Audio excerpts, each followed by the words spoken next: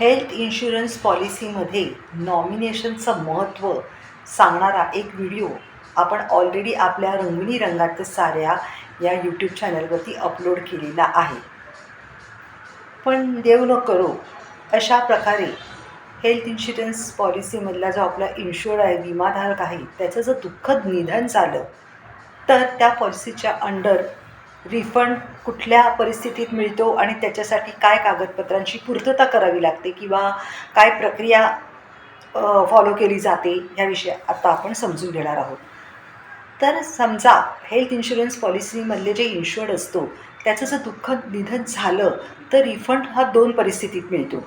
म्हणजे त्या विमाधारकाचं निधन झाल्यापासून ते त्या पॉलिसीचा उर्वरित कालावधी, म्हणजे ती पॉलिसी संपेपर्यंतचा जो कालावधी असतो उर्वरित, त्याकरता हेल्थ इन्शुरन्स प्रीमियम जे विमा कंपन्यांनी इन ॲडव्हान्स घेतलेलं असतं, ते ॲडव्हान्स घेतलेलं प्रीमियम त्या कालावधी त्याकरता ते त्या इन्शुरन्स कंपनीला परत करावं लागतं इन्शुअरला. कधीकधी काय होतं की एखादा रिइम्बर्समेंटचा क्लेम पेंडिंग असतो, इन्शुअरला देणंचा प्रोसिजर चालू असतं आणि अचानक इन्शुअरचं निधन होतं किंवा इन्शुअर्ड हॉस्पिटलाइज असतो आणि त्या हॉस्पिटलायझेशनच्या पिरियडमध्येच त्याचं निधन होतं. अशा वेळी इन्शुरन्स कंपनी हे पैसे कोणाला देणार? बघा, हल्ली ना इन्शुरन्सचं प्रीमियम पण खूप जास्त अमाऊंटचं असतं, हेवी प्रीमियम असतं, मोठी अमाऊंट त्याच्यात इन्व्हॉल्व असते आणि क्लेमचं जो हेल्थ इन्शुरन्सचे क्लेम असतात ते पण खूप लाखांच्या घरात त्याची अमाऊंट असते. तर याचा रिफंड कसा मिळतो आणि कोणाला मिळतो? तर अशा प्रकारचा जो प्रीमियमचा किंवा क्लेमचा रिफंड असतो, तो रिफंड त्या हेल्थ इन्शुरन्स पॉलिसीमध्ये इन्शुअर्डने ती पॉलिसी घेताना जो नॉमिनी व्यक्ती म्हणून त्याचं नाव दिलेलं असतं, प्रपोजल फॉर्म भरतानाच नॉमिनी कोण आहे, त्याचा पत्ता काय, त्याचं नाव काय, त्याचं वय काय आणि त्याचे कॉन्टॅक्ट डिटेल्स, हे सगळं इन्शुअर्डने दिलेलं असतं. बघा, प्रपोजल फॉर्मचं महत्त्व, ते भरताना काय गोष्टी पाळाव्या लागतात, काय गोष्टी महत्त्वाच्या असतात, हे सांगणारा व्हिडिओसुद्धा आपण बनवलेला आहे, तो पहा. तर अशा प्रकारच्या इन्शुअर्ड पर्सन प्रपोजल फॉर्म भरताना जे नॉमिनेशनचे डिटेल्स देतो ते सगळे डिटेल्स त्या पॉलिसीमध्ये असतात. पॉलिसी बनवताना लिहिलं जातं की या पॉलिसीमध्ये ही व्यक्ती नॉमिनेटेड आहे.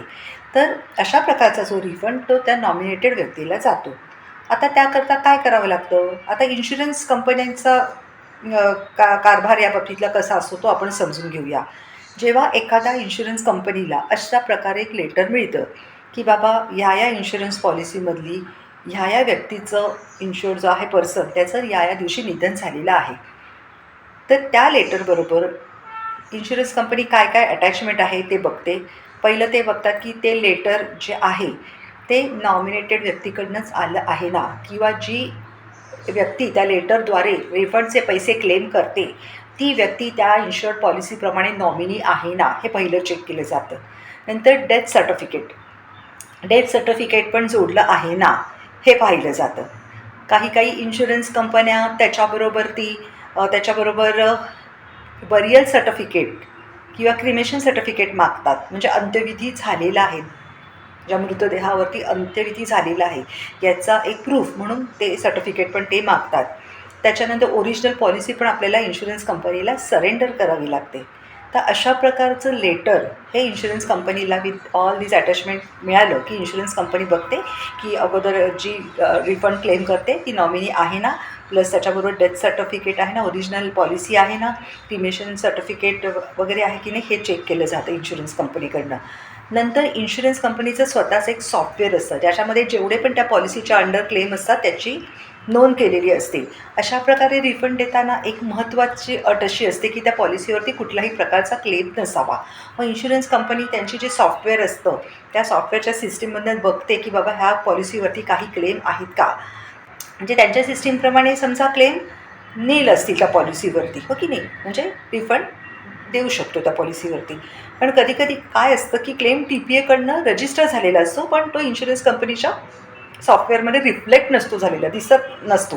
म्हणून मग सेफर साईड म्हणून एकदम अपडेटेड इन्फॉर्मेशन मिळवण्यासाठी इन्शुरन्स कंपनी TPAला पण विचारते की बाबा ह्या पॉलिसीवरती असं असं रिफंडची रिक्वेस्ट आलेली आहे, तर काही क्लेम असेल तर कळवा. आणि मग जर TPAने पण कळवलं की नाही नाही काही क्लेम नाही आहे, मग इन्शुरन्स कंपनी रिफंड प्रोसेस करतात. त्याच्यासाठी मग ते पॉलिसी कॅन्सल करतात, एन्डॉर्समेंट करतात आणि त्याच्यानंतर मग अकाउंट्स डिपार्टमेंटकडे ते सगळे पेपर्स जातात आणि त्याच्याप्रमाणे रिफंड दिला जातो.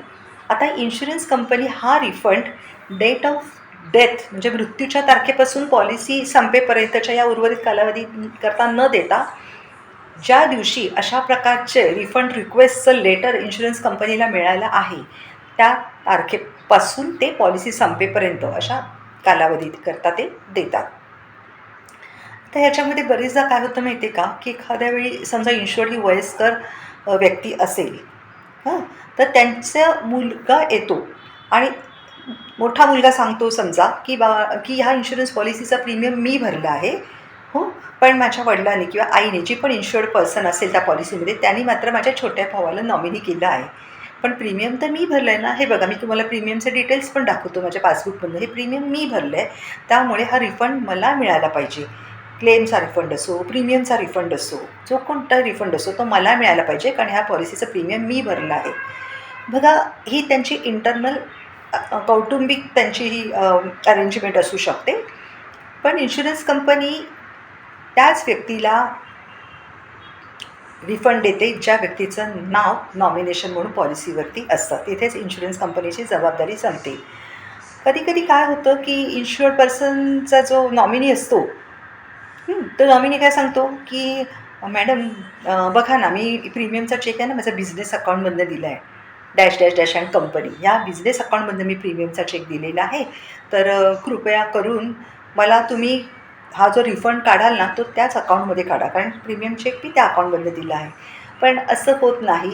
इन्शुरन्स कंपनी बघते की नॉमिनीमध्ये पर्टिक्युलर इंडिव्हिज्युअल, मग तो त्या बिझनेस ऑर्गनायझेशनचा ओनरच असतो बरेचदा, पण त्याचं व्यक्तीचं नाव असतं त्या पॉलिसीमध्ये. मग इन्शुरन्स कंपनी ज्या व्यक्तीचं नाव नॉमिनेशनमध्ये असतं त्याच व्यक्तीला देते.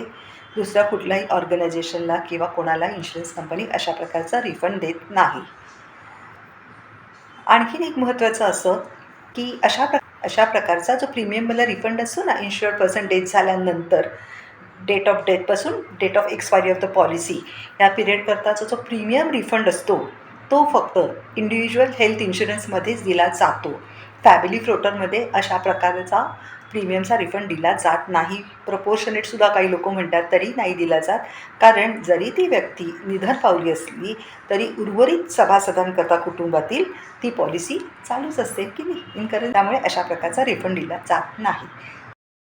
तर अशा प्रकारे जेव्हा इन्शुरन्स कंपनी स्क्रुटिनाइज करते की या पॉलिसीचं 64 BB कंप्लायन्स आहे ना, म्हणजे या पॉलिसीच्या अगेन्स्ट आपल्याला प्रीमियम मिळालं आहे ना, ही पॉलिसी आपलीच आहे ना, हिच्यावरती काही क्लेम नाही ना, मृत्यूचं पण सर्टिफिकेटवरून किंवा बरियल सर्टिफिकेटवरून वगैरे त्यांना कळतं की हो मृत्यू हा जेन्युइन आहे. आणि जेव्हा इन्शुरन्स कंपनीला जाणवतं की बाबा प्रीमियमचा रिफंड देणं आहे किंवा क्लेम देणं आहे, तेव्हा इन्शुरन्स कंपनी जर कॅन्सल चेक किंवा नॉमिनीचे बँक डिटेल्स जर त्यांनी त्या सुरुवातीच्या रिप्रेझेंटेशनमध्ये दिलेले नसतील किंवा कॅन्सल चेक अटॅच केलं नसेल, तर मग इन्शुरन्स कंपनी हे बँक डिटेल्स मागून घेते आणि मग त्या नॉमिनीच्या अकाउंटमध्ये हे रिफंडचे पैसे जातात. धन्यवाद.